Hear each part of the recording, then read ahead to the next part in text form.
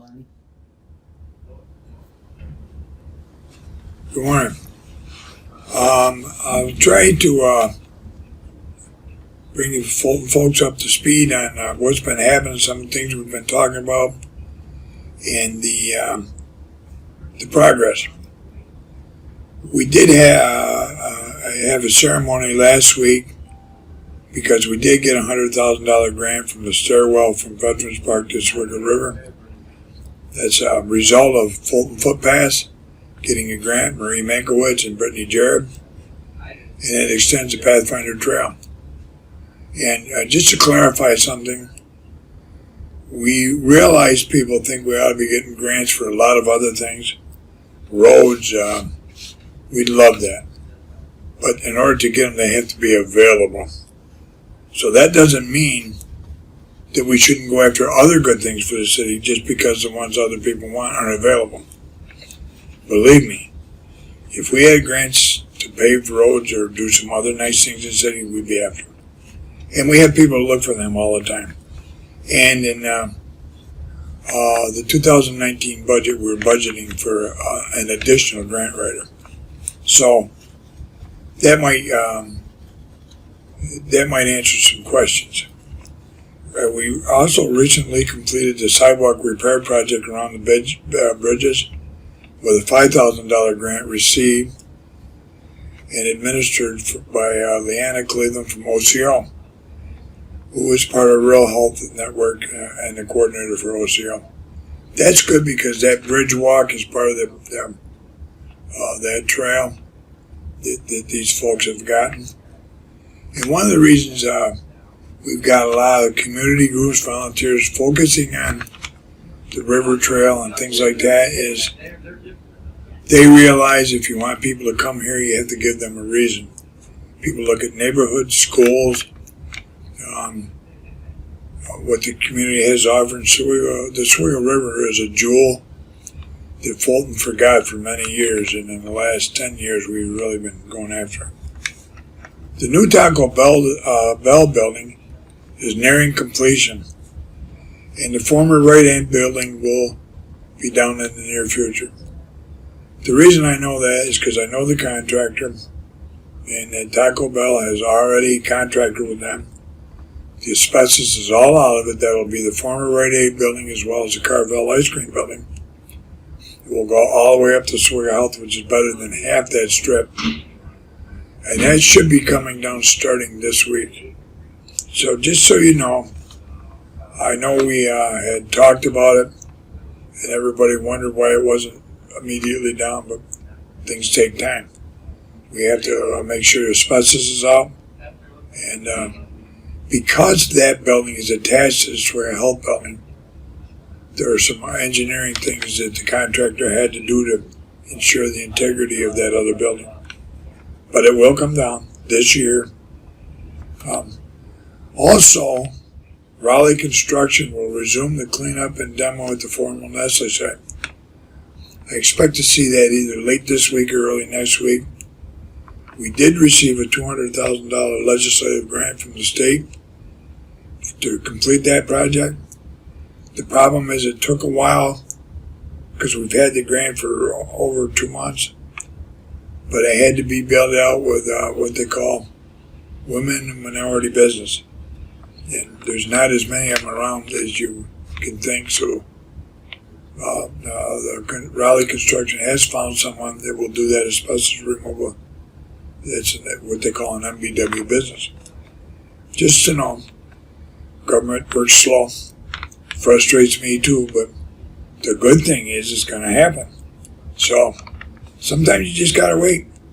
But anyways, we're going to continue those efforts. That metal building will come down. The asbestos will be removed.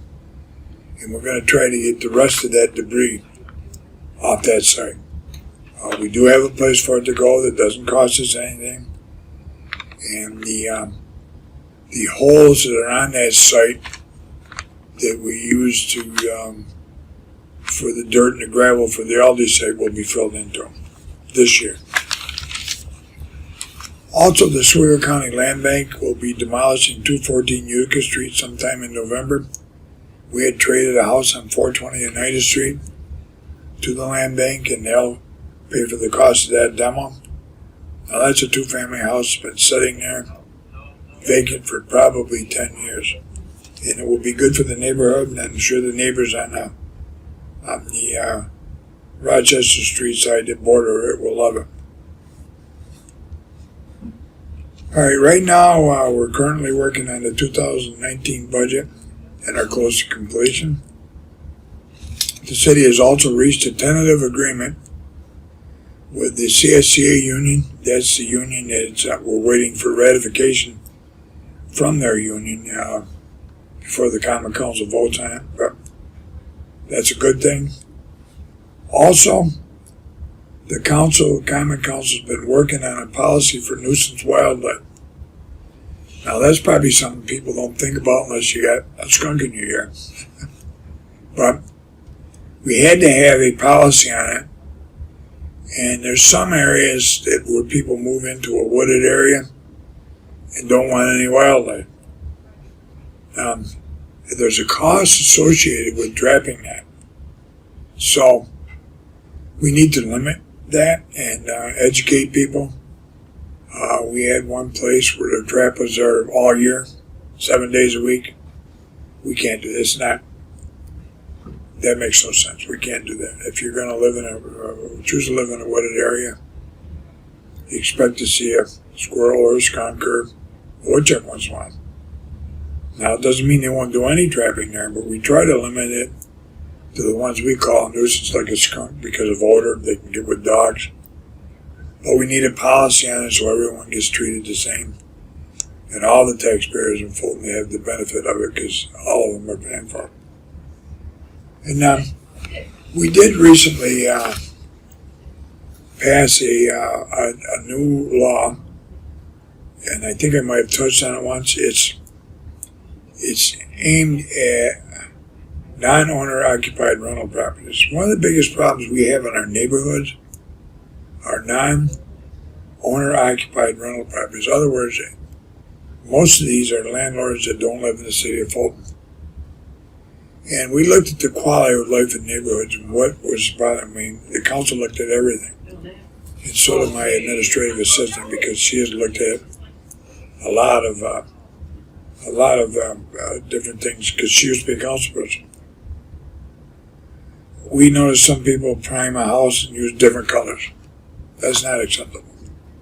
We noticed people will have pillowcases up for curtains. That's not acceptable. If these people that own these houses live next door to one of them, that wouldn't be acceptable. They don't live next door. So we're going to require the landlords to have shades. It's their responsibility to put them in. They have to be of a neutral color. If you got broken shingles and siding, with the exception of asbestos siding, must be replaced with a like material matching color. If you have asbestos siding and it's been compromised, it needs to be encapsulated with new siding or removed and new siding put on. Now this is law, and I'm actually meeting with an absentee landlord today that already is a recipient of some of these new laws, and I will give him a copy of this. But we've done this to improve the quality of life for the owner-occupied in the city. Addresses on the house got to be on. They can't fix cars in the yard. I mean, if you have a flat tire, that's one thing, but you don't get to change the motor and the transmission. We're going to regulate parking on lawns. We understand that some people need to in the wintertime because we have parking ban in the winter, but come spring, we need them off the lawns, and if they've made a mud mess, they need to fix them and seat them down. Driveways. All portions of driveways, including the apron located within the public right-of-way, has to be constructed of hardscape compactable material. Doesn't mean everybody's got to pave them, but it means when you pull out of your yard, you don't pull half the gravel down the street with you, and that's happening. It's not acceptable in our neighborhoods. If you have an investment property and you're making money out of the city, these are standards we're going to hold you to. Hanging of laundry. We don't care if anybody does their laundry, hangs out back. We don't want it on the front porch or in the front yard. Believe it or not, that happens. And here's the one, the last one, the final one. That doesn't mean we won't add some. The storage of garbage and recyclables. Every property shall have a garbage storage facility in the rear yard and a sufficient number of suitable receptacles that are readily acceptable to all occupants. And they gotta have tight fitting covers. Nothing bothers me more than to go down to these rental houses and see 2 or 3 garbage cans overflowing with the garbage all over the side. We want enclosures built in the back of the properties where these will be stored out of sight and not brought out until the day your garbage gets picked up or the evening before and then put back in. I don't think that's asking a lot. And all receptacles must be brought in from the curb for proper storage at the same evening as the scheduled day. That's pretty much what's going on in the city right now. We are continuing the dredging. It's getting a little late. We did get training for our own people. And one other thing I might mention is one of the plans we had for our parks and our campground. The city owns the North Bay Campground, which is located in the town of Granby. I've been working with the Granby officials to bring that into the city of Fulton. And if we are successful in doing that, and right now they are agreeable to that, we plan on putting in cabins in the near future. And one of the things we're asking a grant writer to do was look for money for that. If it was in the city, it would be a lot easier to get that money. Also, their supervisor has mentioned they had some land north of that goes into that big swamp area, that big wetland that abuts our road, and they're interested in deeding that to the city. I'm interested in it for the city because